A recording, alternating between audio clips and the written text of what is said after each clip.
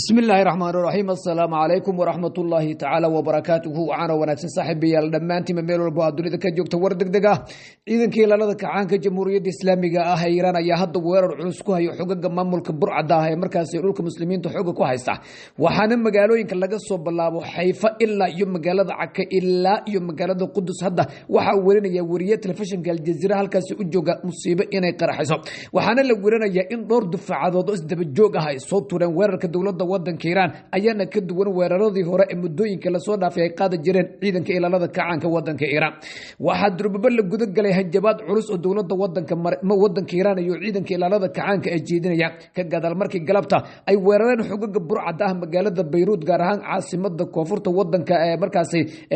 koonfurta magaalada Beirut ee caasimada wadanka Lebanon ayayna hadda jawaabta wadanka Iran bixinayso ciidanka ilaalada kacaanka wadanka Iran sida la werinayo meel walba oo kamid ah dhulka burcada ay xoog ku haysato dhawaqa sariiga ayaa isgaaray gantaalada dawladda wadanka Iran ay harqinaysa ayaa meel walba sida roobka ugu daadanaya dhulka maleeshiyaadka ay burcada markaas xoog ku haystaan ballanqaadka dawladda wadanka Iran waa la filayay in la fulinayo iyada oo goordhowna warbaahinta dawladda wadanka Mareykanka ay werinayaan in ciidamada militariga wadanka Mareykanka iyaguna heegan buux galeen gobolka bariga dhexe oo markii horeba ciidiye faraheeda ku taaganaa ayaa hadda waxaad dagaalkii mar kale in dib uu qarxay jawaabta dawladda wadanka Iran ay ka bixisay weerarkii galabta lagu qaaday magaalada Beirut waa mid sidii la rabay u dhacay sida qaar kamid ah warbaahintu ay werinayaan ciidanka maleeshiyaadka burcada ayaa iyaguna wadnaha farta ku haya waxaana durbaba markaas ay goobaha gabaadka u cararay malaayiin Israa'iiliyiin waxaana la leeyahay shimaal ama waqooyiga dhulka xoog lagu haysto oo dhan ayaa ololaya gantaalada dawladda wadanka Iran ka sokow xogaga gobonimo doonka ah ee reer Lebanon ayaa iyaguna weerar culus qaaday caawa habeen kale ayay u tahay maleeshiyaadka burcada ah ee duulaanka ku ah dhulalka Lebanon iyo Falastiin Netanyahu go'aankii uu qaatay mirihiisa ayuu caawa leefleefaya meel walba qiiq iyo holac ayaa ka soconaya sida warbaahinta maxalliga iyo kuwa caalamiga ay werinayaan telefishinka Channel 14 ee maamulka burcada ay leeyihiin ayaa werinaya caawa habeenka inuu yahay mid madow meel walba sariiga ayaa dhawaaqaya waqooyiga oo dhan dab ayaa ololaya ayuu leeyahay sida telefishinkaas uu werinayo tani waxay maanaysaa iyo saacada ka hor ra'iisul wasaarihii hore ee markaas burcada ah ee ninka la yiraahdo Naftali uu sheegay Netanyahu iyo golihiisa wasiirada TikTokera inay yihiin isla markaana amniga markaas wadanka aanay wax badan ka qaban karin markii horeba waa la aaminsanaa ballanqaadka ay sameeyeen ciidanka ilaalada kacaanka inuusan dhul dhici doonin Mareykankana dhinaciisa walwal cusub ayaa laga soo weeranayaa wadamada carabtana hadii aad weydiisay iyaguna heegan buuxa ayay galeen inkastoo aanay militarigooda tabar badan lahayn haddana digdigta iyo dagaaladii cuslahay isu diyaarinayaan faraha ayaa la galay markale telefishinada Al Jazeera Al Arabi iyo guud ahaan warbaahinta caalamka ayaa ku fororta duqeymaha culus ee sida roobka ugu daadanaya maleeshiyaadka burcada Netanyahu oo galabta go'aan qarar qaatay isla markaana filayay Iran jawaabtan oo kale inay bixin karto si aanay nabad wada hadalka loogu guuleysan ayuu galabta u weeraray magaalada Beirut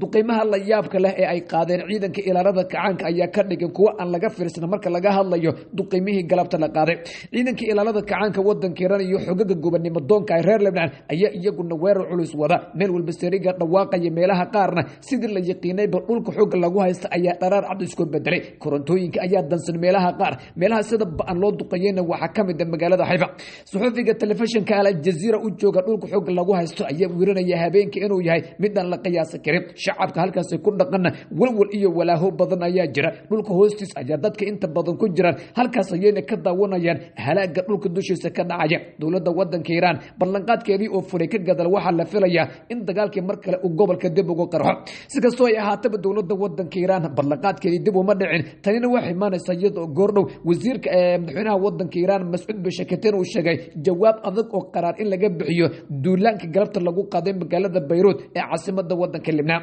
caloosha u shaqaystayaasha Carabeed oo iyaguna markii horeba sakiin afkeeda ku taagana ayaa hadda wadnaha u go'aya waxa la filayaa ciidanka dawladda wadanka Iran haddii ay isku dayaan Mareykanku inay jawaab ka bixiyaan weerarka dawladda wadanka Iran iyaguna markaas in saldhigyadooda ay ololi doonaan dawladda wadanka Mareykanka dagaalka hadda ka dhex qaraxay maleeshiyaadka burcada ah ee duulaanka ah iyo jamhuuriyadda islaamiga ah Iran ma u kala leeyin doonto oo ma u kala leexin doonta mise dagaalka ayay ku beeri karaan maraakiibta dagaalka ee dawladda wadanka Mareykanka ee iyaguna xeebaha khaliijka jooga ayaa dib u cararay gantaalada iyo diyaaradaha droniska ah ee dawladda wadanka Iran ayaa mar kale heegan la geliyay guud ahaanba wadanka Iran ayaa u diyaar garoobay mar kale dagaal culus oo dhex mara doona iyaga iyo xogaga burcada ah ee duulaanka sidoo kale waxay qaar ka mid ah warbaahintu ay weeranayeen Netanyahu isaguna inuu isu diyaarinayo weerar jawaab celis ah waxaana moodaa taladu inay faraha ka baxday waxay imaanaysaa dagaalka la isku ballansaday ka gadal markii warqad codsi ah goordhow la soo gaarsiiyay hogaamiyaha ugu sarreeya wadanka Iran Ayatollah Mujtaba al-Hussein Khamenei warqadaas oo ka timid madaxweyne Donald Trump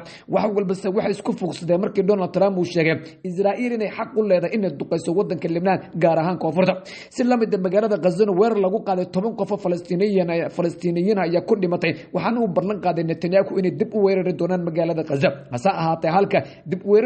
u weeraridda magaalada Gaza ha joogta isaga ayaa dhulka hoostiisa loola cararay goor sida ay weeranayaan safaaratul indaar waxa loo yaqaan ama weeshka digniinaha ka bixiya ayaa dhan walba dhaqaaqaya dhulka burcada xooga ay ku haysato go'aankii galabta Netanyahu uu qaatay si wanaagsan ayaa qaraarkiisa loo dhadhaminaya markaas sidoo kale dhul badan ayaa la dumiyay Iran waxay weerartay goobo culus oo ku yaala dhulka xooga lagu haysto dawladda wadanka Mareykanka ilaa iyo hadda ma sheegin tallaabada ay qaadi doonto laakiin sida la weeranayo oo goordhow sheegay sarkaal sare oo ka tirsan dawladda wadanka Mareykanka ka hor intaana dawladda wadanka Iran weerar ka qaadin iyaguna in jawaab culus ay bixin doonaan wax walba ha ku qaadatay waxay sheegeen difaaca xogaga burcada naftu inay u horayaan arintaas waxay imaanaysaa iyadoo hadda Kongareeska wadanka Mareykanka doodo ku saabsan in la madayo ciidanka maleeshiyaadka burcada ah iyo dawladda wadanka Mareykanka ay ka socoto Kongareeska wadanka Mareykanka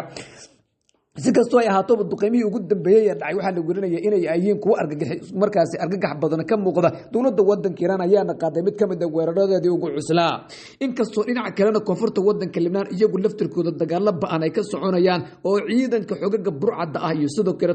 reer Lebanon iyaguna ay weerar ku qaadeen haddana kan Iran ay qaaday si weyn ayaa warbaahinta caalamka u hadalhayaan telefishinka Al Jazeera ayaa soo bandhigaya meelo badan oo ka tirsan dhulka xog lagu haysto oo horacaya busta ayaa laga kiciyay caawa maleeshiyaadka burcada ah ee muddo badan banaawalayay dagaalka inuu dib u qarxo digniinaha la bixinayo iyo ciidanka oo weeranaya in qalabkii wax difaacayay aanay celin karin gantaaladan ayaa si weyn loo dareemaya inkastoo ilaa iyo hadda dawladda wadanka Iran weerarka la qaaday aanay goordhow ka hadlin laakiin haddana Israa'iiliinta ayaa sheegaya inay ka jawaabi doonaan weerarka dawladda wadanka Iran sida ay sheegayso warbaahinta maamulka burcada waxay yiri mas'uul sare oo ka tirsan ciidanka Israa'iil inay ka jawaabi doonaan weerarka ka yimid dawladda wadanka Iran waxa muuqatay in dagaalkii dib looga laabtay markii la xaaladana ay loo sahal tahay weerarada dawladda wadanka Iran ay qaaday ayaa la weerinayaa iyana yihiin kuwa aad u culus kanaalka 14 ee ka soo baxa dhulka xooga lagu haysto ayaa weerinaya qaraxyada ka dhacaya magaalooyinka waaweyn dhulka xooga lagu haysto gaar ahaan waqooyiga inay yihiin kuwa aan la arag difaacadii labaad ay ku weerareen ciidanka ilaalada kacaanka wadanka Iran inkastoo difaacadii hore ay tahay kuwa lagu mashquulinayay difaaca xoogaga burcada ah laakiin hadda weerarkii ugu dambeeyay ayaa la weerinaya inuu yahay kan dhabta khasaaro culus ayaana la weerinaya jawaabta xogaga burcadaana lama garan karo siday noqon doonto inkastoo ay sida muuqato dagaalkii gobolka bariga dhexe mar kale uu dib u qaray haddana waxay u badan tahay maleeshiyaadka burcada ah ee weerarka iyagu mas'uuliyadooda qaadaya khasaaro badan in markaas ay ku wajihi karaan waxaa goor isaguna hadlay wasiirka amniga ee xogaga burcada ah ninka la yiraahdo Imad bin Ghafiir waxaana uu sheegay in ay tahay in markaas laga jawaabo waxa uu sheegay Iran in xabad joojintii ay ka baxday isagoo si weyn markaas u careysan waxaase la arkaya isagoo dhulka hoostiisa u cararaya isla markaana si weyn uga baqaya gantaalada wadanka Iran in loo jawaabo inaanan loo jawaabin waxba farqi uma dhaxayaan waxayna wacd ku martay hadii mar kale la isku dayo weerar kasta iyo tallaabo kasta oo military oo lagu qaado wadanka Lebanon gaar ahaan koonfurta magaalada Beirut inay u dhigan tahay mid lagu soo qaaday magaalada Tehran muddooyinkii ugu dambeeyayba waxaa la sheegayay in Mareykanka iyo xogaga shuftada ah ay isku dayayeen weerarka in markaas ay weerar celis haddase xaaladda faraha way ka baxday meel walba oo kamid ah dhulka la haystana walwal ayaa laga soo weeranaya mas'uul sare